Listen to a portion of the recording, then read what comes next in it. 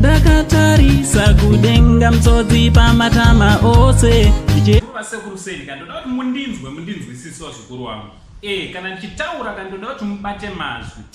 vazukuru chinhu chakanaka kuti unge uri unoraramawo nevamwe zvakanaka garawo zvakanaka nevamwe vazukuru usararame uchingomarana nevamwe maraini handiti ndatonditaure so chiterera kana unga usati wasubscribe to this channel, I kindly ask you please subscribe, turn on your notification bell so that whenever we upload a video you will be notified. And thanks very much for all your unwavering support. Yamunoramba muchipa pamapenyu basa tienda mberi. So vazukuru mastreets a social media matinoswera tabva tasanganawo nasisi Zodwa Wabantu handiti so Zodwa Wabantu just sent words or words of condolences to the Bora family handiti also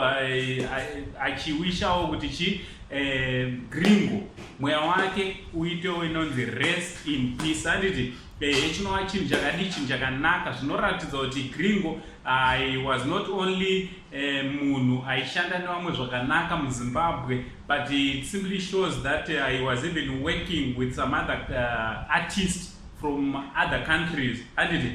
zvakanaka handiti we remember Gringo achimboita imwe project inonzi Yellow Card handiti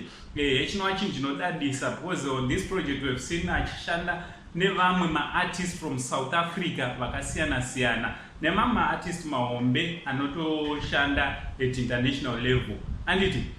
so ndochakangoti uyozokudza zukuru kuti aiwa Zodwa Wabantu uya anozikanwa sepakuti vakafanana naGringo kana kuti ndisisi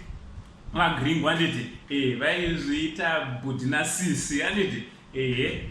azouya wakati ochi rest in peace my brother handiti kureva kuti ari kutoshuvirawo toti ari kutorwadziwawo nekubatikana kuti arasikirwawo nehanzvadzi yani nehanzvadzi yake muindustry. So ndo zvandangondiuya zokuzivisa zukuru naUncle Saint, the only Zimbabwean uncle chibva tati much love.